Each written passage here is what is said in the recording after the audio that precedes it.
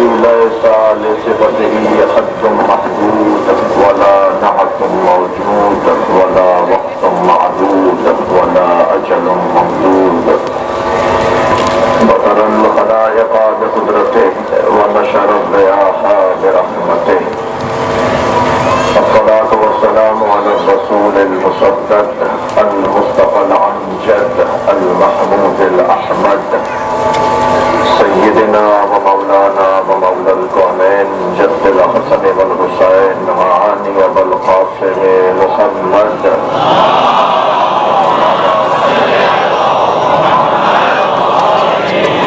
وآله الطيبين الطاهرين المعصومين الذين قال الله إنما يريد الله ليذهب عنكم الرجس أهل البيت ويطهركم تطهيرا.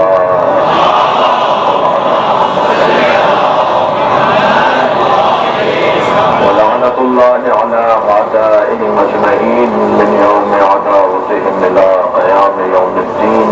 أما بعد، قال الحكيم في قرآن الكريم: بسم الله الرحمن الرحيم. ومن حاجك فيه من بعد ما جاءك من العلم فقل تعالوا ندعو أبناءنا وأبناءكم ونساءنا ونساءكم وأنفسنا وأنفسكم ثم نبتهل فنجعل لعنة الله على الكاذبين. صلوات.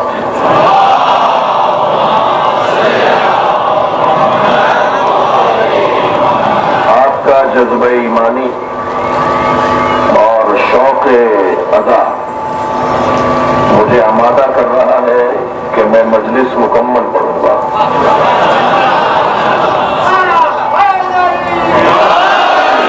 اس لیے کہ جیسے ابھی عزیزم برادرم بزرگوارم جناب سلمان صاحب نے اشعار اور اپنی ندامت کے ذریعے سے کچھ چیزوں کی طرف توجہ دلائی، ہم ویسے ہی اس گھر سے جڑے ہوئے ہیں جو حالات کا رونا نہیں روتے، بلکہ حالات کو اپنے حق میں تبدیل کرنے کا ہنر اہل بیت عطا کرتے ہیں. اور پھر یہ تو رحمت پروردگار ہے، یہ میری انتظامی ہے کہ میں شہر کو نہیں سنبھال پاؤں، لیکن رحمت کا تو کسی طور بھی انکار اور اس کے خلاف سوچنا یہ کفران نعمت ہوگا اور اللہ کی ناراضگی کا سامان ہوگا. پروردگار عالم نے ہم پر احسان کیا ہے کہ ہم ان سے جڑے ہوئے ہیں جو کائنات میں سب سے افضل ہیں، اور افضلیت اور فضیلت بے قدر مصیبت ہوا کرتی ہے. جتنی مصیبتیں بڑھیں گی اتنی فضیلتیں بڑھیں گی. بڑا گہرا تعلق ہے فضائل کو مصائب کے ساتھ. فضائل وہاں زیادہ ہوتے ہیں جہاں مصائب زیادہ ہوتے ہیں. لہذا اچھا یہ ذہن میں رہے کہ مصیبت اور مصائب جو جمع کا سیوا، اگر مصائب کو آپ لیں مصیبت کو لیں تو یہ کسی شیطان کی طرف سے، کسی شیطان کے نمائندے کی طرف سے آنے والی آزمائش کو نہیں کہا جاتا، بلکہ مصیبت کہا اس کیفیت کو جاتا ہے کہ جو اللہ کی طرف سے ہو. یہ بھی ذہن میں میرے بچوں کے رہے کہ اگر مصیبت بری شے ہوتی، جتنا چاہوں گا جملے پر ممبر کا جملہ عرض کر رہا ہوں، اگر مصیبت بری شے ہوتی تو اللہ نے طے کر رکھا ہے کہ ہر برائی کو اہل بیت سے دور رکھے گا. صلوات پڑھیں گے محمد و آل محمد.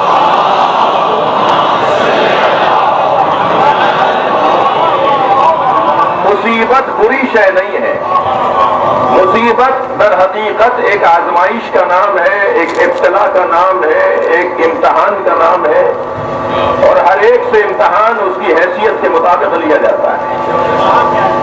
جو اب دیکھیے آپ، حضرت یوسف پانی سے ہولتے تھے، بھائیوں نے کنویں میں پھینک دیا. حضرت ابراہیم کے ہاں حضرت اسماعیل منت و مرادوں کے بعد آئے، کہا اسی اسماعیل کے گلے پہ چھری چلاؤ. تب تو آزمائش ہوگی، تب تو امتحان ہوگا. جی مولا علی غیرت مند بہت تھے، ایک یہودی عورت کو بازار میں پٹتے ہوئے دیکھا تھا، 3 دن کھانا نہیں کھایا۔ امام حسن کے یہاں حیا کمال پر تھی، امام حسین کو پیاس بہت لگتی تھی۔ امام سجاد کا بدن مبارک نازنین تھا، امام سجاد کا بدن مبارک نازنین بدن تھا، لہذا امتحانات ہر ایک کے مزاج کے مطابق ہے۔ میرا امتحان کیا ہے، آپ کا امتحان کیا ہے؟ ہم سب کے امتحان ہماری حیثیت کے مطابق ہے۔ آیہ کریمہ کا ترجمہ سنیے گا اور پھر اپنے مضمون کو آج پہلی منزل سے گزاروں گا۔ ارشاد حضرت اہدیت ہے، کل کی مجلس میں اور آج کی مجلس میں بیٹھنے والوں کا ثواب یقیناً ان لوگوں سے کہیں زیادہ ہے جو اس کیفیت میں مجلس نہیں کر رہے۔ اللہ ہر ایک کو اس کی محنت کے بدلے میں عوض دیتا ہے۔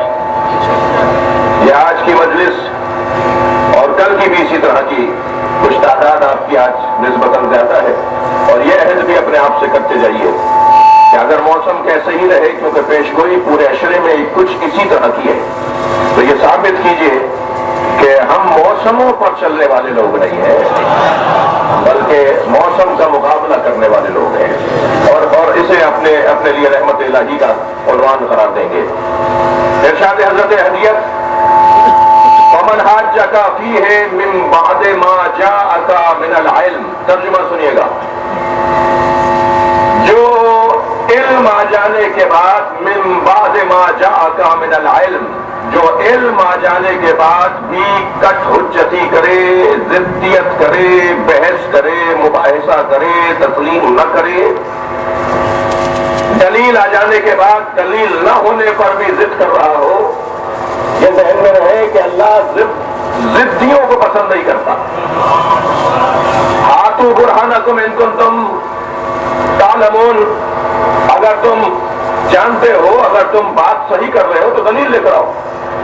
ہم سب کو اپناؤ دلیل ہونا چاہیے، دلیل سے بات ہونی چاہیے۔ کل کی مجلس میں نے عرض کیا تھا کہ ایک جملہ کہا تھا کہ ہم اپنے مخالفوں کو دعوت فکر دے رہے ہیں، اسلحہ، زور، زبردستی، دھوس دی، دہشت گردی، شدت پسندی، یہ تمہارے حق میں اچھا نہیں ہے، ہمارے حق میں تو مظلوم ہونے کے ناطے ہی اچھا رہے گا، لیکن یہ تمہارے فائدے کی بات نہیں ہے۔ ایک بہت بڑے مفتی صاحب ہیں، اکثر ملاقاتیں ہوتی ہیں، میں نے ان سے کہا اپنے دوستوں سے کہیے کہ ہمارے خلاف جو انہوں نے اسلحہ اٹھایا ہوا ہے اسے رکھ دیں، اس کا انہیں کوئی فائدہ نہیں ہوگا، بلکہ آپ اپنے دوستوں سے کہیے کہ اسلحہ رکھ کر ہمارے خلاف قلم اٹھائیں۔ آپ جملہ محسوس کیجئے گا، مولانا نے فوراً، مفتی صاحب نے فوراً کہا بڑے جگر کی بات کر رہے ہیں، بڑے حوصلے کی۔ میں نے کہا نہیں، ان سے کہیے ہمارے خلاف کتابیں لکھیں، ہمارے خلاف مقالے لکھیں، قلم تو اٹھائیں، ہمارے اوپر اعتراض کریں، کالے کپڑے کیوں پہنتے ہو، ماتم کیوں کرتے ہو، نیاز کیوں کرتے ہو، مجلس کیوں کرتے ہو، یہ جلوس کیوں نکالتے ہو، یہ کیوں کا جذبہ اللہ نے عطا کیا ہے۔ تو ہم پوچھو ہم سے، ہم پر اعتراض کرو، ہم پہ شبہ ڈالو، ہمارے خلاف لکھو کہ اللہ کے مولانا بڑے جگر کی بات ہے، بہت اچھی بات ہے، میں پیغام آگے پہنچاؤں گا، مگر یہ آپ بات کیسے کر رہے ہیں؟ میں نے کہا مولانا ایک جملہ بس آپ کو ہدیہ کر دوں، سوال کا ہونا عیب نہیں ہے، جواب کا نہ ہونا عیب ہے۔ سلوات پڑھیں گے محمد و آل محمد۔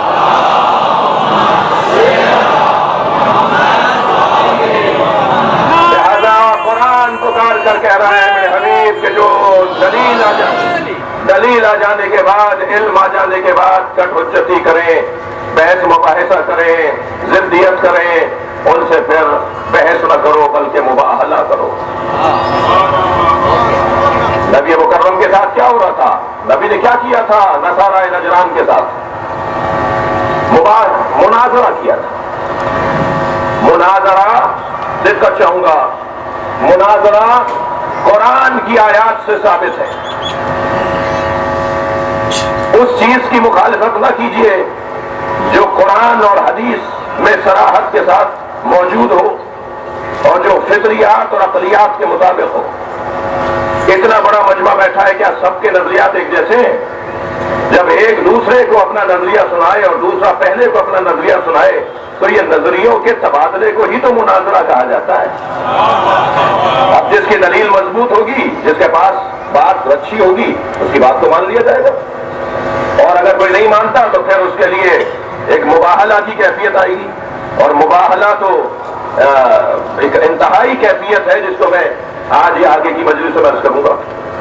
مناظرہ، ماضی میں مناظرہ جو ہوا، حضرت اسماعیل دیوبندی صاحب، جناب بشیر فاتح ٹیکسلا صاحب، فاتح ٹیکسلا اسی لیے تو کہنا ہے کہ انہوں نے مناظرے میں ٹیکسلا کو فتح کیا جی، اور ایک طویل فہرست ہے،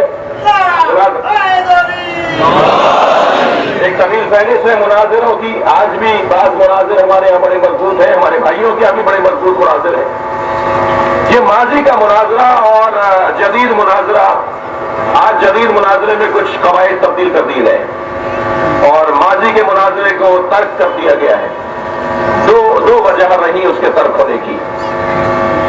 شہری انتظامیہ اور ملکی انتظامیہ متحمل نہیں تھی کہ ایسا ماحول بنے جس میں تناؤ کھچاؤ ہو اور جس سے کسی طرح کا کوئی نقصان سامنے آئے، لہذا اسے قانونی طور پر اس پر پابندی لگا دی گئی۔ لیکن اس کا سبب کیا تھا؟ یہ تو ایک سبب ہوا روکنے کا۔ اسے روکنے کا سبب کیا تھا؟ اس کے روکنے کا جو ایک اہم سبب تھا، مجھے ہرگز یہ کوئی نہ سوچے کہ میں بزرگوں کی خطائیں پکڑ رہا ہوں، اس لیے کہ بزرگوں کی خطائیں پکڑنا خود خطا ہے، خطا ہے بزرگانہ گرفتن خطا۔ میں خطا نہیں پکڑ رہا، بلکہ میں ایک تجزیہ کر رہا ہوں، اور مناظرے کا انکار کروں گا تو خطا ہوگی۔ ماضی کے مناظرے میں اور جدید مناظرے میں فرق کیا ہے؟ ماضی کے مناظرے میں الفاظ کی گیر و گرفت، الفاظ کو پکڑ کر اس پر ٹک جانا، رک جانا، اور بس یہ کہنا کہ تمہارے منہ سے یہ نکل گیا، بات ختم ہو گئی، تم ہار گئے اور ہم جیت گئے۔ جبکہ انسان سے سبقت لسانی کی وجہ سے کوئی لفظ ایسا نکل سکتا ہے جو وہ نہیں چاہتا تھا، اصلی مضمون رہ جاتا تھا، بہت سارے مضامین بیان نہیں ہو پاتے تھے اور مناظرہ مکمل ہو جاتا تھا۔ کیونکہ ہم اپنی برادری کے جیتے ہوئے مناظروں کو زیادہ پڑھتے ہیں، جو خدا نہ خواستہ ہمارے یہاں سے کمزوریاں رہیں انہیں بھی پڑھنے کی تو ضرورت تھی نا۔ تو جو ہمارے یہاں سے کمزوریاں رہیں وہ علمی کمزوریاں نہیں تھی، کوئی لفظ کا مسئلہ تھا، ایک لفظ پکڑ لیا گیا جس کی بنیاد پر انہیں کہا کہ جی آپ ہار گئے اور ہم جیت گئے۔ یہی کچھ ہم بھی کرتے تھے، یہی کچھ وہ بھی کرتے تھے، زیادہ تر ایسا ہوتا تھا، اور یہی توجہ ہوتی تھی پورے متکلمین کی اور معاونین کی۔ یہ اس بحث میں نہیں جاؤں گا کہ مناظرے کے اندر 3 حصے ہوتے ہیں، بولنے والا ایک ہوتا ہے اور معاون ایک اور ہوتا ہے اور فیصلہ کرنے والا ایک اور ہوتا ہے۔ تو معاونین تو 10 ہو سکتے ہیں لیکن بولے گا ایک ہی۔ اب وہ جو معاونین ہیں وہ اگر بیچ میں بولیں گے تو مناظرے کے خلاف ہے۔ غرض جدید مناظرے میں جس چیز کی طرف توجہ دلائی گئی ہے وہ یہ ہے، میں ایک مرکزی مجلس سے خطاب کر رہا ہوں، مجھے پیغام دینا ہے، پوری دنیا میں مجلس سنی جا رہی ہے۔ عزیزو، جدید مناظرے میں جس چیز کی طرف توجہ دلائی گئی ہے وہ ہے تفہیم و تفاہم کا پہلو۔ پہلے ہی نیت یہ کر کے بیٹھو کہ سمجھنا ہے یا سمجھانا ہے۔ صلوات پڑھیں محمد و آل محمد۔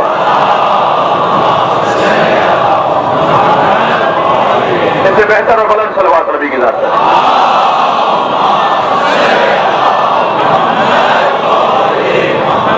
اور الحمدللہ ماضی میں بھی یہ یکسر میں انکار نہیں کر رہا کہ ایسا ہی ہوتا تھا اور ایسا نہیں ہوتا تھا، نہیں، جدید مناظرے کا جو تقاضا تھا وہ بھی پورا ہوتا تھا، لیکن ابھی بھی جو پچھلے دنوں کچھ مناظرے ہوئے پاکستان کے اندر، سنی کے ہوئے، بریلوی دیوبندی کے ہوئے، سلفی اور بریلوی کے ہوئے، شیعہ کے ہوئے، شیعہ سنی کے ہوئے، یہ جو مناظرے مسلسل چل رہے ہیں سوشل میڈیا پر آپ دیکھ رہے ہوتے ہیں، تو ان میں کچھ جدید مناظروں کی جھلک محسوس ہو رہی ہے، لیکن کچھ قدیم مناظروں کا بھی اثر باقی ہے۔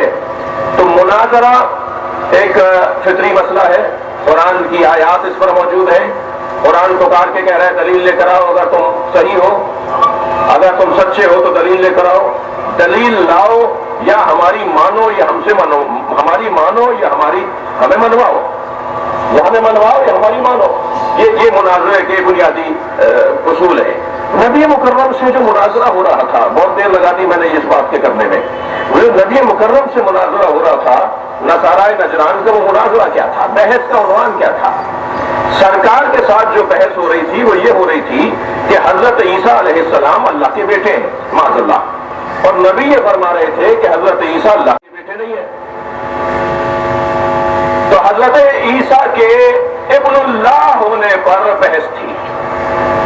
تثلیث کا نظریہ رکھنے والے لوگ اور تین اللہوں کو ماننے والے لوگ کھڑے تھے اس کے سامنے جو وحدہ لا شریک کو مانتا ہے، جو پیغام یہ دے رہا ہے کہ وہ اللہ کہ جس کا میں پیغام لے کر آیا ہوں، جس کا میں مبلغ ہوں، جس کا میں رسول ہوں، وہ نہ جہت بردار ہے، نہ ترکیب پر مشتمل ہے، اور نہ ہی وہ اشاروں میں آ سکتا ہے۔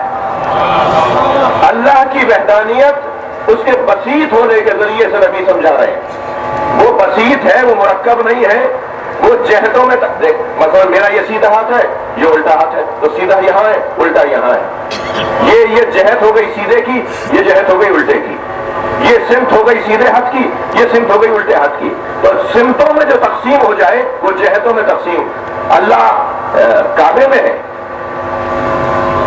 سمجھ جاؤں گا، اللہ مکے میں ہے، اللہ کراچی میں ہے، اللہ کراچی میں نہیں ہے۔ آپ کہیں گے ہاں، ساتھ دیجیے میرا۔ میں نے کہا اللہ کراچی میں ہے، سارا مجمع کہے گا کہ نہیں، میں محدود کیسے کر سکتا ہوں کراچی میں؟ اور میں نے کہا اللہ کراچی میں نہیں ہے، سارا مجمع کہے گا ہاں ہے۔ بھائی اللہ کے بسیط ہونے کو میرا کم سن مجمع سمجھنے کی کوشش کرے۔ اللہ مکے میں ہے، نہیں اللہ مکے میں نہیں ہے، یہ ذہن میں رکھتے ہوئے کہ سب جگہ ہے، اور میں کہوں اللہ مکے میں نہیں ہے، آپ کہیں گے ہاں ہے۔ یعنی میں اگر اس بات میں کہوں گا تو یہ ہے خلاف توحید، اور اگر میں نفی میں کہوں گا تو یہ اس بات توحید۔ پروردگار عالم کو جہتوں میں تقسیم نہیں کیا جا سکتا۔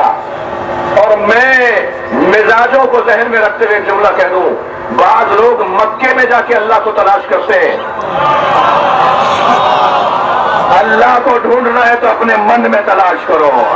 صلوات پڑھیں محمد و آل محمد۔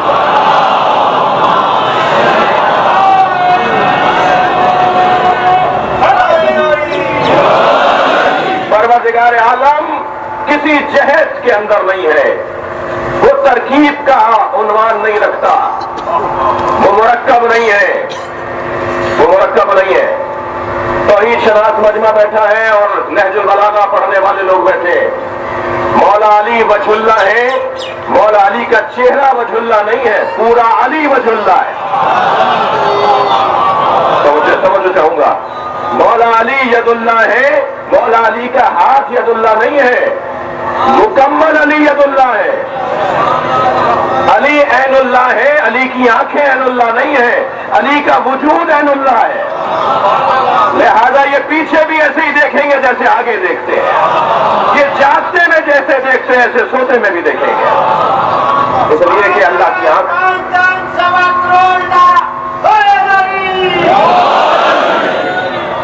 شکر گزار ہوں آپ کی توجہات کا۔ تو مناظرہ کیا تھا؟ مناظرہ پروردگار عالم کے وجود پر نہیں تھا، وحدانیت پر تھا۔ اللہ ہے یا نہیں ہے اس پر بحث نہیں تھی ایسے عیسائیوں کے ساتھ، وہ بھی اللہ کو مانتے ہیں۔ یہودیوں سے بحث یہ نہیں ہے کہ اللہ ہے یا نہیں ہے، وہ بھی اللہ کو مانتے ہیں۔ بحث وجود الہیہ پر نہیں ہے، بحث توحید پروردگار پر۔ تثلیث کے نظریے کو نبی رد کر رہے ہیں، کہا جی ابن اللہ ہے، حضرت عیسیٰ ابن اللہ۔ نبی نے فرمایا معاذ اللہ، دلیل لاؤ، دلیل لاؤ، تمہارے پاس دلیل کیا ہے؟ کہنے لگے عیسیٰ کا باپ نہیں ہے، بغیر باپ کے دنیا میں آئے۔ نبی مکرم نے اس دلیل کو دلیل نقضی، اہل علم بیٹھے، صاحبان دقت بیٹھے، دلیلوں کی دو قسمیں موٹی سی، یا دلیل نقضی ہے یا دلیل حلی ہے۔ یا آپ ایک دلیل پر ایک دلیل لے کر آئیں، اسے کہیں گے دلیل حلی، اور آپ ان کی دلیل کو توڑ دیں تو یہ خود دلیل ہے مگر یہ دلیل نقضی ہے۔ جو سامنے والا مخالف آپ کو دلیل دے آپ اس دلیل کو توڑ دیں، دلیل ہی نہ رہنے دیں۔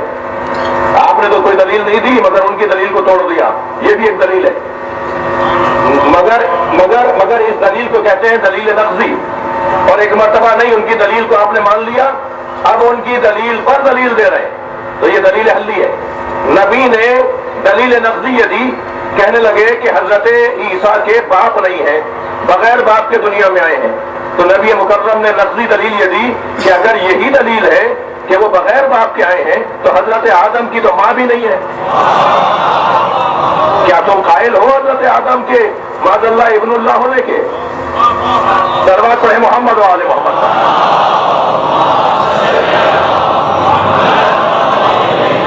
اس سے بہتر آپ ایک اور دلیل انہوں نے دی، مجھے تسلی دیجیے کہ آپ مجھ سے میرے مضمون سے متفق ہیں۔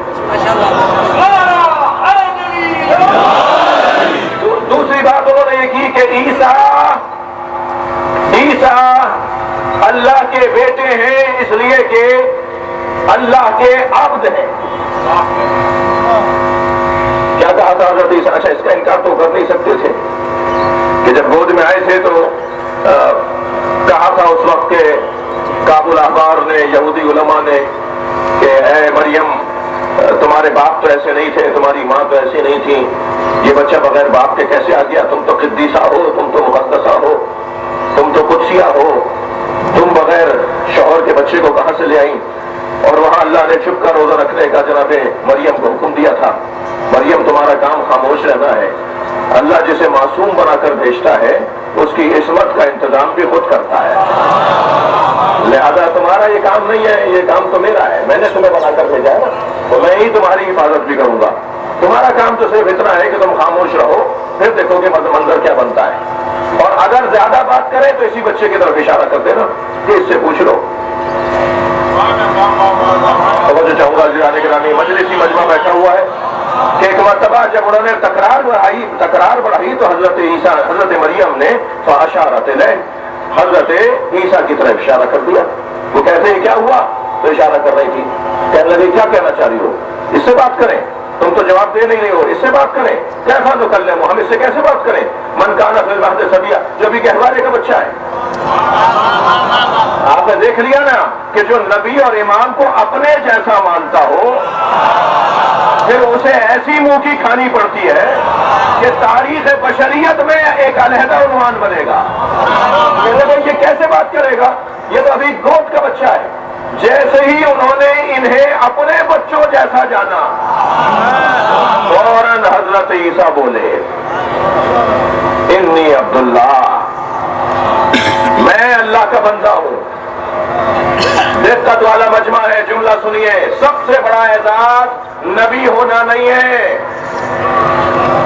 ورنہ کہہ دے کہ وجعلنی نبیا، پہلے کہتے مجھے نبی بنا کر بھیجا ہے، مگر نہیں کہا کہ پہلے مجھے نبی بنا کر بھیجا ہے، نہیں کہا کہ مجھے نبی بنا کر بھیجا ہے، پہلے کہا مجھے اللہ نے اپنا بندہ، میں اللہ کا بندہ ہوں۔ بندگی زیادہ بڑی معراج ہے۔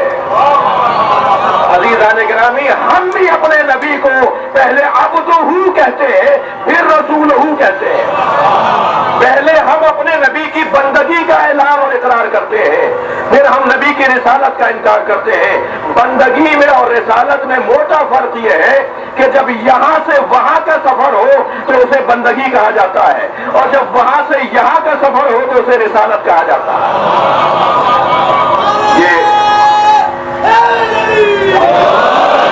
انی عبداللہ، میں اللہ کا بندہ ہوں۔ جعلنی نبیا، اللہ نے مجھے نبی بنا کر بھیجا ہے۔ میں تو ان لوگوں کی عقلوں پر ماتم کر رہا ہوں جو حضرت عیسیٰ کو تو ماں کی گود میں نبی مانتے ہیں، اور عیسیٰ جس کے پوتے کے پیچھے نماز پڑھیں گے۔ صلوات پڑھیں محمد و آل محمد۔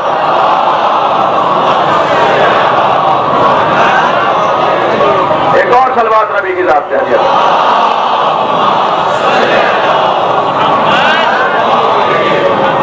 مباحثہ کیا ہے؟ مباحثہ کیا ہے؟ مباحثہ حضرت عیسیٰ نے کیا فرمایا؟ میں اللہ کا بندہ ہوں۔ اللہ کا بندہ یہ اس کا انکار عیسائی نہیں کر رہے، تو پھر کیا مطلب ہے؟ بندہ آپ تو اور معبود کیا برابر ہوتے ہیں؟ سجدہ کرنے والا اور مسجود برابر ہوتے ہیں؟ ساجد اور مسجود کیا برابر ہوتے ہیں؟ پھر کیوں کہہ رہے ہو کہ وہ یہ ان کا بیٹا ہے؟ اب ذرا دلیل سنیے۔ اللہ اکبر، سورہ مبارکہ زخرف، ایک مرتبہ جیسے ہی انہوں نے یہ دلیل دی تو اب نبی مکرم کا جواب سنیے، بڑا حسین منظر ہے۔ فوراً سرکار نے جواب دیا، ان کانا للرحمن ولد، اگر رحمان کے لیے، اللہ کے لیے کوئی ولد ہوتا فانا اول العابدین، تو میں عیسیٰ سے بھی پہلے کا بندہ ہوں۔ صلوات پڑھیں محمد و آل محمد کا۔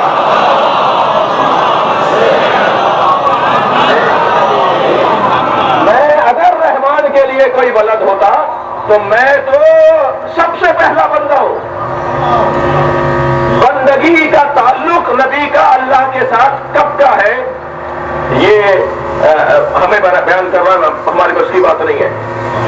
کب کا ہے، کب، جب، تب، یہ ہماری زبان میں الفاظ وہاں آتے ہیں جہاں وقت پہلے طے پا جائے۔ یہ اس وقت کی ہستیاں ہیں جب یہ وقت بنا ہی نہیں تھا۔ وقت کی خلقت بعد میں ہے، ان کی خلقت پہلے کی ہے، لہذا ان کے بارے میں اوقات کو طے کرنا میرے بس کی بات نہیں ہے۔ ہمارے اندر یہ طاقت توانائی نہیں ہے کہ ہم ان کے بارے میں اوقات کو طے کریں۔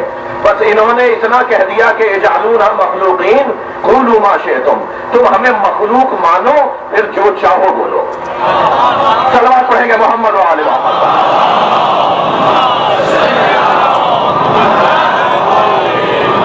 دیکھنا چاہوں گا عزیزان گرامی، حضرت نبی مکرم نے، اب علامہ محمد حسین طباطبائی نے اس آیہ کریمہ کی تفسیر میں جو علمی رنگ بکھیرے ہیں، علمی رنگ عطا کیے ہیں، ان میں ایک آیت کی طرف توجہ آپ کی چاہوں گا۔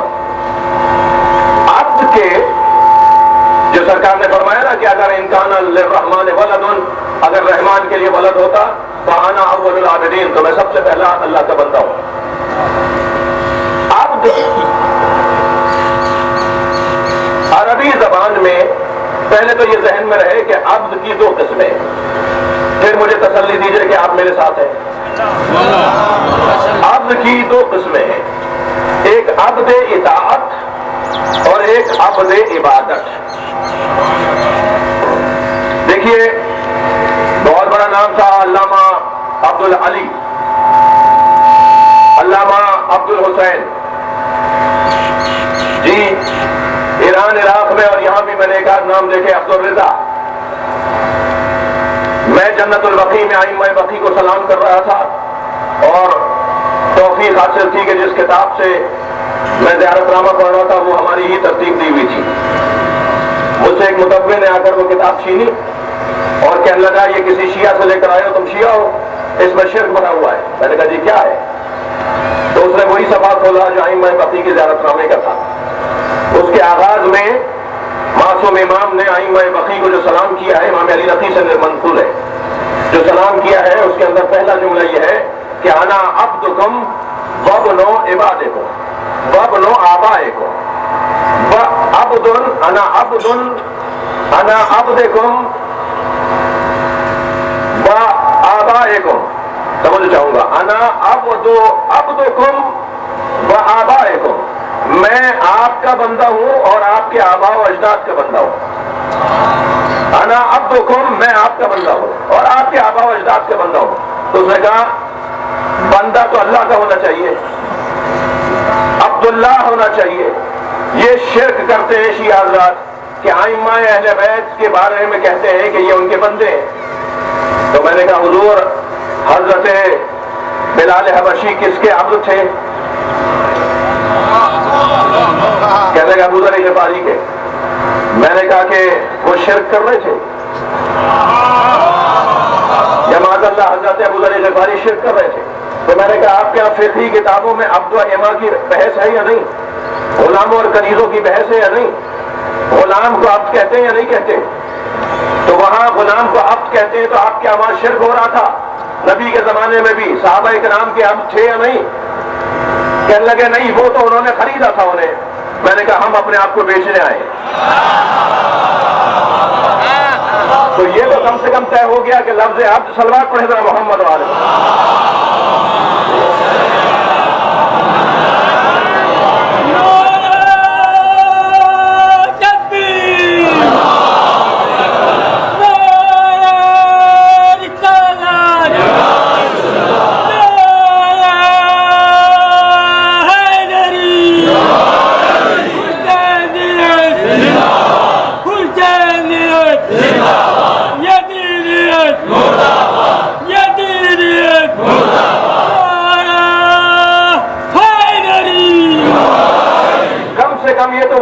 روشن ہے کہ عبد کا صرف مطلب یہ نہیں ہے، دقت چاہوں گا، عبد کا صرف مطلب بندگی کے عنوان سے نہیں ہے. عبد کا صرف مطلب بندگی کا عنوان نہیں ہے. عبد عبادت اور عبد اطاعت. دقت چاہوں گا، جب ہم اللہ کی بارگاہ ہمیں اپنے آپ کو پیش کریں، صرف اللہ کی بارگاہ میں، اس لیے کہ ارشاد ہو رہا ہے وَقَضَىٰ رَبُّكَ أَلَّا تَعْبُدُوا إِلَّا إِيَّاهُ، تمہیں حق نہیں ہے اللہ کے علاوہ کسی اور کی عبادت کرو. عبادت صرف اللہ کی. جب ہم اپنے آپ کو اللہ کی بارگاہ میں حاضری دیں تو یہ ہے عبد عبادت. لیکن جب ارشاد ہو یا ایھا الذین آمنوا، دقت چاہوں گا، یا ایھا الذین آمنوا اطیعوا اللہ واطیعوا الرسول واولی الامر منکم، اے صاحبان ایمان اللہ کی اطاعت کرو، رسول کی اور صاحبان امر کی اطاعت کرو. تو کیا اللہ کی اطاعت، رسول کی اطاعت، اولی الامر کی اطاعت عبدیت نہیں ہے؟ ہاں، وہ عبد اطاعت ہے اور وہ عبد عبادت ہے. لہذا عبداللہ بھی نام ٹھیک ہے، عبد الحسین نام بھی ٹھیک ہے. صلوات پڑھیں گے محمد و آل محمد.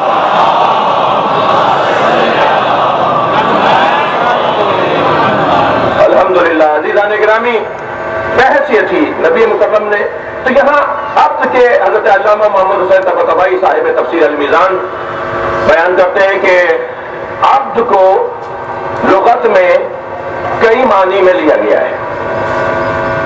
عبد کو لغت میں جن معنی میں لیا گیا ہے ان میں سے ایک معنی ہے انف کے. انف، الف نون پہ. انف کہتے ہیں ناک کو. ناک، یہ جو محاورہ ہمارے یہاں ہے نا کہ ان کی ناک کٹ گئی، یہ جو محاورہ ہمارے یہاں ہے نا کہ ناک نیچی ہو گئی، جی یہ محاورہ عربی میں بھی ہے، یہ محاورہ اور زمانوں میں بھی ہے. دینی راہ بے خاک مالیدن، یہ فارسی میں محاورہ ہے. ناک رگڑوا دی، ہم کہتے ہیں نا ناک رگڑوا دی. اور فارسی میں، عربی میں، اردو میں ناک، انف یعنی آبرو، یعنی عزت، یعنی احترام، یعنی شہرت، یعنی اچھی تصویر، جی عزت. نبی مکرم فرما رہے ہیں انا اول العابدین، میں سب سے پہلا بندہ ہوں جو اللہ کی آبرو ہے. صلوات پڑھیں محمد و آل محمد.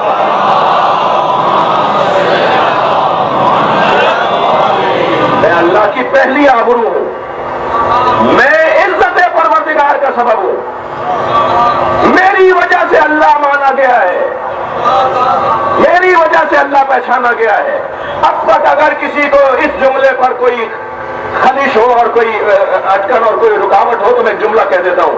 عزیزان گرامی، اللہ نے جب بھی خود کو منوایا، دقت چاہوں گا، اللہ نے جب بھی خود کو منوایا تو کہا قل هو اللہ احد، تم کہو وہ اللہ احد ہے. تو خود کیوں نہیں کہتا تو احد ہے؟ تو نے خود کیوں نہیں کہا کہ میں احد ہوں؟ کیوں نبی سے کہلوا رہا ہے کہہ دو میں احد ہوں؟ یہی تو بتانا چاہتا ہے میں وہ اللہ بھی ماننے کو تیار نہیں ہوں جو مصطفیٰ کے بغیر مانا جائے.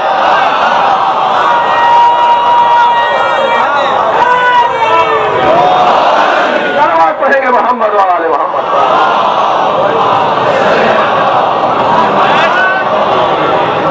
تو بحث ہی ساری یہ تھی، مناظرہ ہی یہ تھا سرکار دو جہاں کا عیسائیوں کے ساتھ کہ حضرت عیسیٰ اللہ کے بیٹے نہیں ہیں، اللہ کے بندے ہیں. رنگ الہی بھی دیکھیے، ارادہ پروردگار بھی دیکھیے، حکمت الہیہ بھی دیکھیے. قرآن مجید میں سب سے زیادہ جس نبی کے فضائل کو اللہ نے بیان کیا ہے وہ حضرت عیسیٰ ہے۔ یہ مریضوں کو شفا دیتے ہیں، یہ مردوں کو زندہ کرتے ہیں، جی یہ بغیر باپ کے دنیا میں آئے ہیں، یہ گودی کے اندر بات کرتے ہیں، یہ ایک دن کے ابھی ہیں تو بات کر رہے ہیں۔ وہ سارے کمالات حضرت عیسیٰ کے، سب سے زیادہ حضرت عیسیٰ، حضرت مریم، ان کے بارے میں قرآن میں آیات ہیں، جی اور ساری آیات مردوں کو زندہ کرنے والا، کوڑ اور برس کے مریضوں کو شفا دینے والا، طی العرض کا حامل، ایک لمحے میں یہاں سے اس دنیا کے اس کونے میں چلا جائے، سارے کمالات جس نبی کے اللہ نے کثرت کے ساتھ بیان کیے، اس نبی سے آخر میں ایک بات کہلوا دی، اور بات یہ کروائی کہ مبشرن برسول یاتی من بعدی اسمہ احمد، میں تمہیں ایک رسول کی بشارت دیتا ہوں جو میرے بعد آنے والا ہے، اس کا نام احمد ہے۔ یہ سارے کمالات ایک جگہ، اور حضرت عیسیٰ کا یہ کہنا کہ میں تمہیں ایک رسول کی بشارت دیتا ہوں۔ اچھا پھر مجھے ایک جملہ کہنے دیجئے، حضرت عیسیٰ کے زمانے میں یہ رسول تھے؟ تم تو 40 سال کے بعد نبی مان رہے ہو۔ یہ حضرت عیسیٰ کب کہہ رہے ہیں؟ 2000 سال پہلے کہ یہ رسول کی بشارت دے رہا ہوں۔ مجھے ایک جملہ کہنے دیجئے، ہمارے نبی 40 سال کے بعد نبی نہیں ہوئے، تمہیں آنے میں 40 سال دیر لگی۔ صلوات پڑھیں گے محمد و آل محمد۔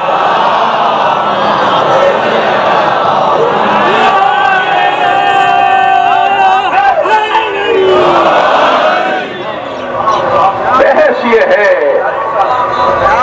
یہ ہے کہ ہمارے نبی کے کمالات اگر دیکھنے ہیں تو پہلے عیسیٰ کے کمالات کو دیکھو۔ بشارت اپنے سے بڑی چیز کے بارے میں، اہم چیز کے بارے میں دی جاتی ہے، اور محمد نہیں کہا، احمد کہا، اس لیے کہ سرکار فرماتے ہیں سمیہ فی السماء احمدا وفی الارضین محمد، مجھے آسمانوں میں احمد کے نام سے پکارا جاتا ہے اور زمین میں میرا نام محمد ہے۔ تو حضرت عیسیٰ تو آسمان والے رسول کو جانتے تھے نا، کبھی تو احمد کہہ کر پکارا۔ میں تمہیں ایک رسول کی بشارت دے رہا ہوں جو میرے بعد آئے گا اور اس کا نام احمد ہے۔ اچھا بات کیا فوراً بعد آ گئے؟ تھکے تو نہیں ہے؟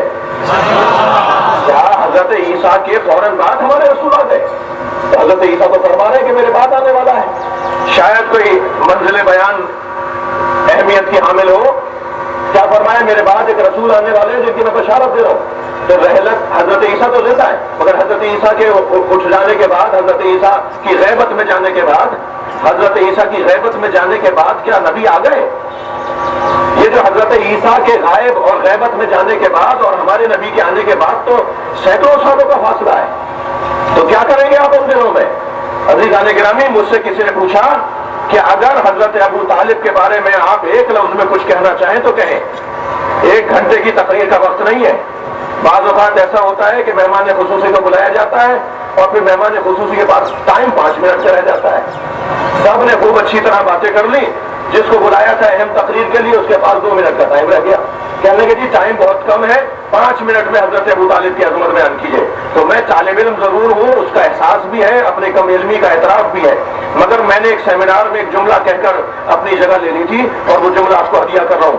جملہ یہ ہے کہ حضرت ابو طالب کے باب میں اگر مختصر ترین بات کوئی کرنی ہے تو ابو طالب کے لیے یہ کریں گے، کہیں گے کہ ابو طالب اسے کہتے ہیں جسے صف انبیاء میں ڈھونڈا جائے۔ صلوات پڑھیں محمد و آل محمد۔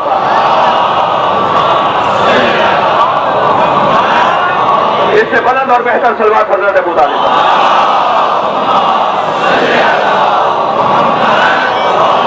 حضرت ابو طالب انبیاء کی صف میں ملیں گے۔ مت پریشان ہوئیے ان لوگوں سے جو افضلیت امیر المومنین پر کبھی پنڈی میں اور کبھی کراچی میں FIR کٹوانے کی بات کرتے ہیں۔ اس ملک میں سب سے آسان کام ہی شاید FIR کٹوانا ہے، اور سب روٹی کھاتے ہیں، سب گندم کھاتے ہیں، یہاں سب شیر پہ سوا شیر ہے، یہ پاکستان ہے۔ یہ کہنا کہ مولا علی کو تمام انبیاء سے افضل ماننا یہ انبیاء کی توہین ہے۔ میں اس اشرے کے اندر کچھ باتیں کروں گا آپ سے۔ مولا علی کو تمام انبیاء سے افضل ماننا یہ انبیاء کی توہین ہے. یہ تم نے سوچ لیا، جو تم سوچ رہے ہو کہ ہم پابند ہیں اس کے. کیسے توہین ہے؟ کیسے توہین ہے مولا علی کو انبیاء سے افضل ماننا؟ کہاں توہین ہے؟ حضرت عیسیٰ امام مہدی کے پیچھے نماز پڑھیں گے تو کیا پیچھے نماز پڑھنا حضرت عیسیٰ کی توہین ہے؟ آپ یہاں نیچے بیٹھے ہیں، میں اوپر بیٹھا ہوں، کیا آپ کی توہین ہو رہی ہے؟ میں یہاں بیٹھنے سے کوئی افضل ہو گیا ہوں؟ مجھے ایک ذمہ داری دی گئی ہے، مجھے ایک صلاحیت دی گئی ہے، میں اس لیے اوپر بیٹھا ہوں، ورنہ میں کوئی افضل تو نہیں ہوں آپ سے.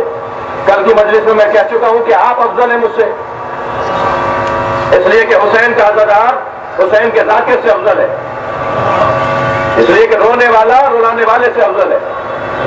دیکھنا چاہوں گا تو اگر یہ بات کر دی جائے کہ یہ توہین انبیاء ہے، ناراض نہ ہوئیے گا، ایک جملہ کہہ رہا ہوں، آپ تو نہیں ہوں گے مگر جن کو مجھے جی اگر یہ کہنا کہ مولا علی تمام انبیاء سے افضل ہے یہ توہین انبیاء ہے، تو پھر یہ توہین اہل بیت ہے کہ حضرت ابوبکر مولا علی سے افضل ہے.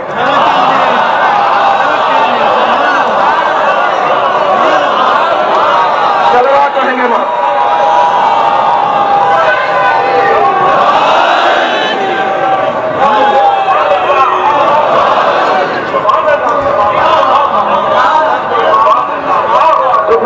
اگر بات آئے گی توہین کی تو پھر توہین پر اگر طے ہے کہ ایف آئی آر کرنی ہے تو پھر آپ لوگوں کو بھی آتا ہے یہ سارا کام.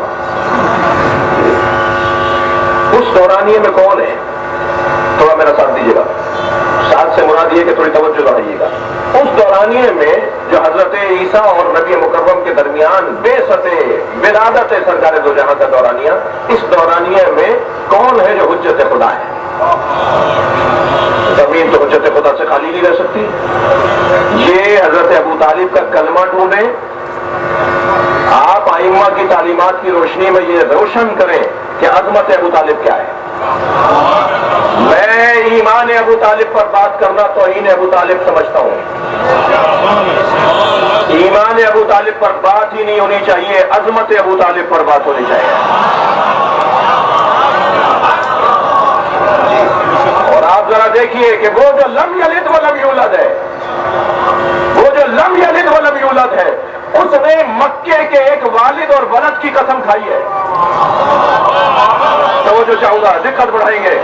وہ جس نے کہا کہ نہ میں کسی کا بیٹا ہوں نہ کسی کا باپ ہوں، اس نے اگر مکے کے اندر رہنے والوں کی قسم کھائی ہے تو پہلے مصطفیٰ کی قسم کھائی. ارشاد ہوا لأقسم هذا البلد، مجھے قسم ہے اس مکے کی. دقت ہے، مکے میں تو گدھے بھی رہتے تھے، مکے میں تو گھوڑے بھی رہتے تھے، مکے میں تو منافق رہتے تھے، مکے میں مشرک رہتے تھے. یہ مکے کی قسم اللہ کیسے کھا لے گا جہاں اللہ کے دشمن رہتے ہیں؟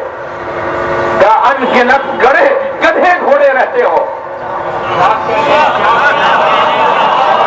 ان گنت گدھے گھوڑے رہتے ہو، ان گنت منافق مشرک رہتے ہو، میں انہیں دیکھتا ہی نہیں ہوں، مجھے مصطفیٰ نظر آتا ہے. انت حل بہذا البلد، اس لیے کہ ہے میرے مصطفیٰ تم مکے میں رہتے ہو. مجھے مکے کی قسم، اس لیے کہ تم محل مکہ ہو، محل ہو مکے کے اندر، مکے کے اندر رہتے ہو. ووالد وما ولد، اور میں تمہاری مکے کی قسم کھا کر ایک والد اور ایک ولد کی بھی قسم کھاتا ہوں. دیکھ اچھا ہوں گا، قرآن پڑھ رہا ہوں، یہ کوئی حدیث نہیں ہے، یہ کوئی میرا جملہ نہیں ہے، قرآن. میں ایک والد اور ایک ولد کی قسم کھاتا ہوں. کہنے لگے یہاں والد سے مراد سرکار دو جہاں ہے، تو ولد کون ہے؟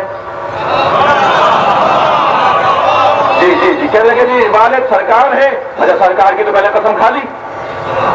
تو یہ میں اور آپ کا کلام، ہمارا کلام تو ہے نہیں کہ ہم ٹھیک کر کے بدل کے بیان کرتے رہے. پہلے والے سے بہتر کر لیں، پھر دوسرا والا پہلے والے سے صحیح کر لیں. یہ تو ہمارا کلام ہوتا ہے نا. ہم اپنی کتابوں میں لکھتے ہیں نا کہ آئندہ ایڈیشن میں ٹھیک کر لیں گے، آپ غلطیاں ضرور بتائیے گا. یہ قرآن ہے، یہ اللہ کا کلام ہے. اس میں شک کرنے والا اپنے اوپر شک کرے. یہ قرآن ہے، اللہ کا کلام ہے. یہاں سرکار دو جہاں انت حل بہذا البلد، نبی مکرم کے مکے کی اللہ نے قسم کھا کے کہا ایک والد اور ایک ولد کی قسم. تو اگر والد نبی کو مان لیا جائے تو پھر ولد کسے مانیں گے؟ भी फजीलत अहले बैत की है, इसलिए कि अगर वालिद मुस्तफा है तो वलद हसन है या हुसैन है। लेकिन यहाँ वालिद से मुराद सरकार या नहीं, एक ऐसा वालिद है जिसे अपने वलद पर फख्र है। समझना चाहूंगा, देखना चाहूंगा, एक ऐसा वालिद है तारीख इंसानी में, तारीख इस्लामी में, जिस वालिद को अपने वलद पे ऊपर फख्र है, और वो वालिद अबू तालिब है, वलद अली है। कसम है मुस्तफा तुम्हारे शहर की, और कसम है अबू तालिब और अली की। सलवात पढ़ेंगे मोहम्मद और आले।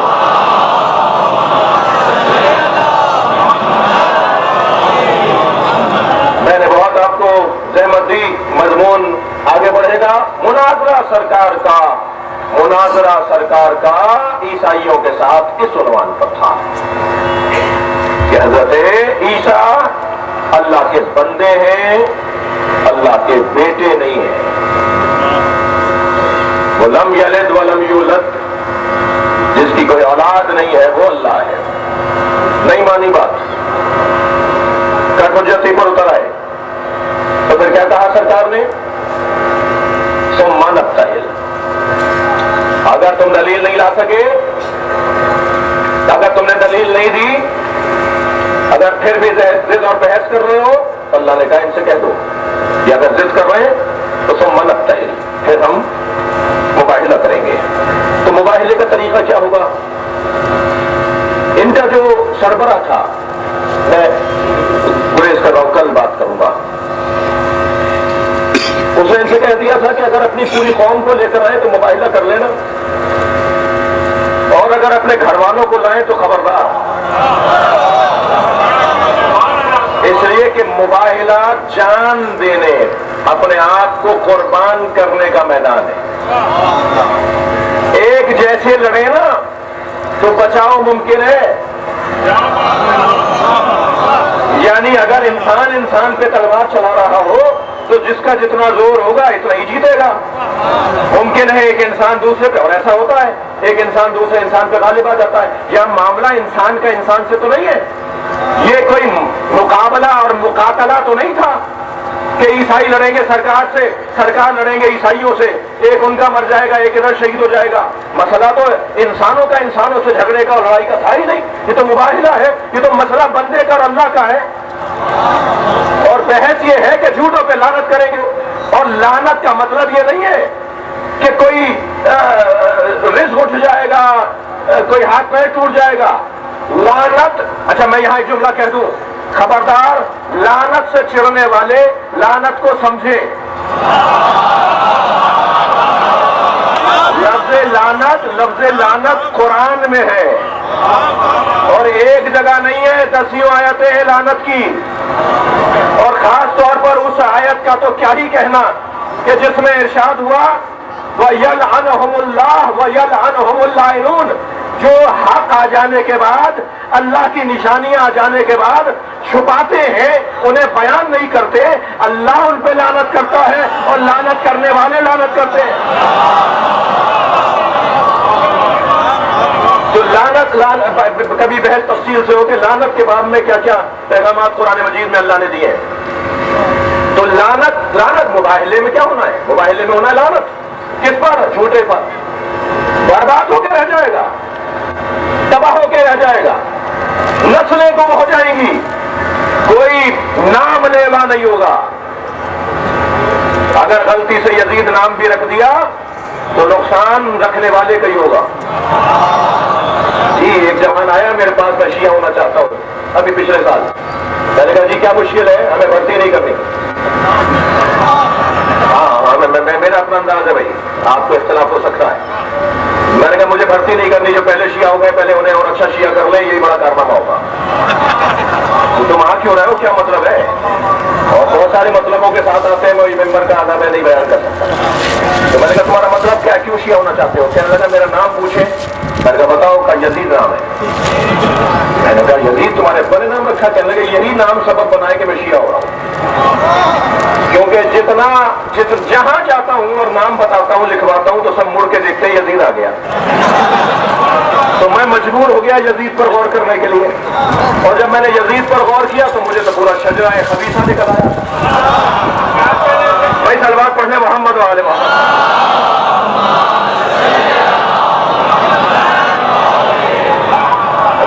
پاک کا ممبر ہے، میں عمومی خطیب ہوں، مجھے اجازت دیجیے کچھ باتیں کرنے کی۔ ایک سلوات پڑھے محمد و آل محمد۔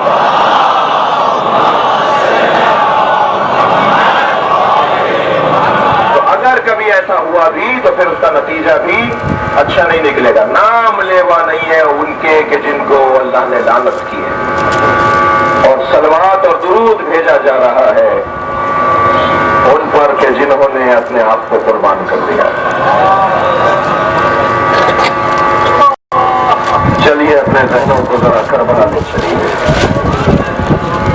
آج مولا حسین کربلا پہنچ رہے ہیں،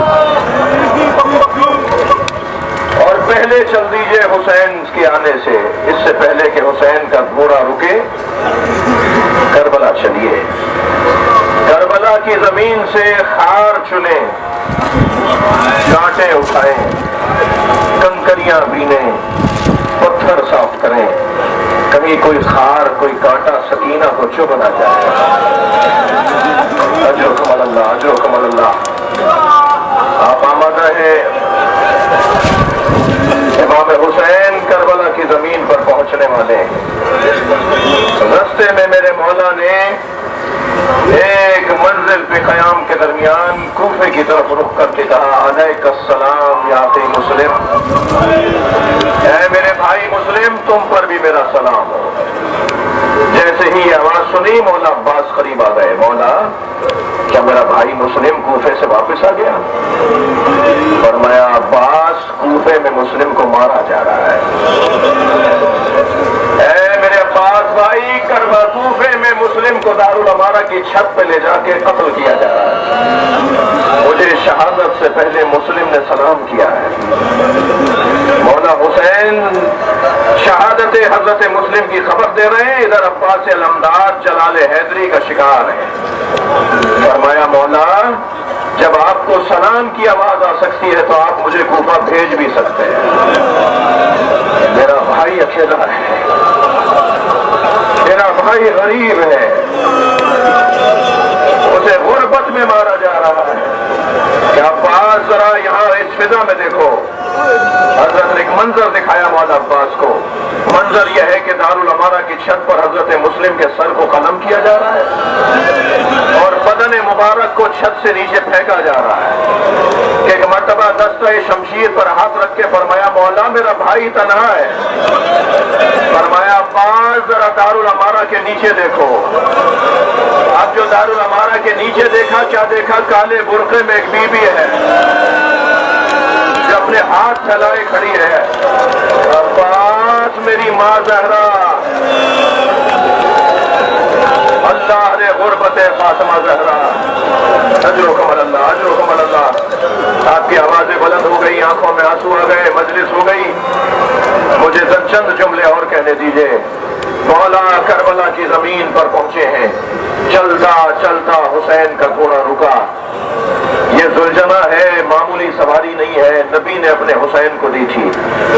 یہ نبی کے زمانے میں بھی جوان تھا اور سن 61 ہجری میں 50 سال کے بعد بھی جوان ہے، اور اس کی جوانی کا سبب یہ ہے کہ نبی جس گھوڑے پر جس سواری پر بیٹھ جائے وہ بوڑھی نہیں ہوتی اور وہ بیمار نہیں پڑتی۔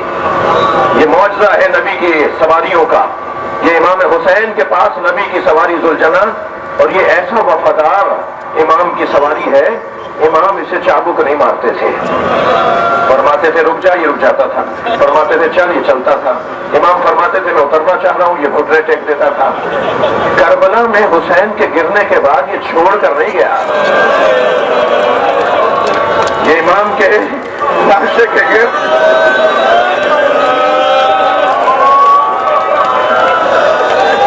یہ چکر کاٹتا رہا۔ امام نے فرمایا ذوالجناح تو آگے کیوں نہیں بڑھتا؟ گھوڑا چند قدم آگے آگے جاتا تھا پھر پلٹ آتا تھا، اسی زمین کے اندر رہتا تھا۔ امام نے فرمایا سامنے آبادی ہے، ان سے جا کے پوچھو اس زمین کا نام کیا ہے۔ کچھ بزرگوں کو بلایا گیا، مختلف نام انہوں نے بتائے، مگر ایک بہت مسن ایک بزرگ تھا، ایک مسن شخص تھا، وہ عصا ہاتھ میں لیے ہوئے کانپتا ہوا آگے آیا اور آہستہ سے امام سے کہنے لگا حسین یہاں نہ رکو، آگے چلے جاؤ۔ امام نے فرمایا میں نے آپ سے نام پوچھا ہے، اس کا نام بتاؤ۔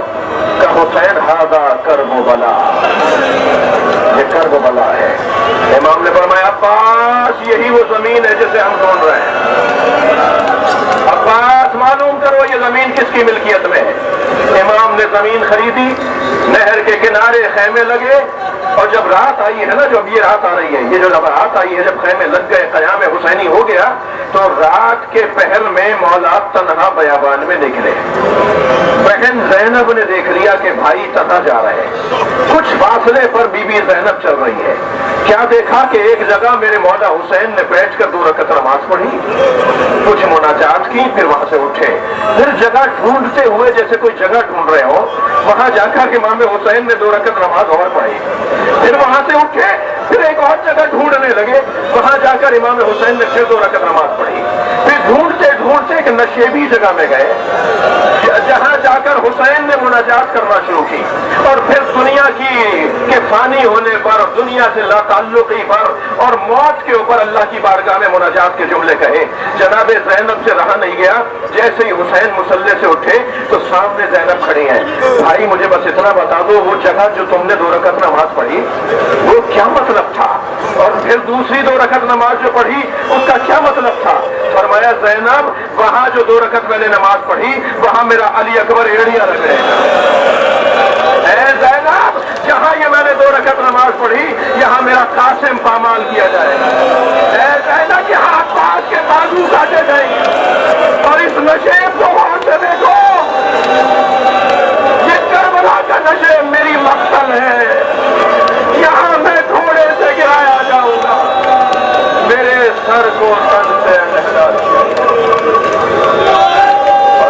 لعنت اللہ علی قوم الظالمین فسیعلم الذین ظلموا ای منقلب ینقلبون۔ یا اللہ ہماری عبادت کو قبول فرما، اس موسم کی نامساعدگی کے باوجود ہمیں بھرپور عزاداری کی توفیق عطا فرما، حاجات شریعہ کو پورا فرما، ہماری عاقبت بخیر فرما، ملک خدا داد کو ترقی عطا فرما، پاکستان کی سرحدوں کی حفاظت فرما، ہمارے فورسز خاص طور پر کراچی شہر کی بلدیہ کے کیا نام تھا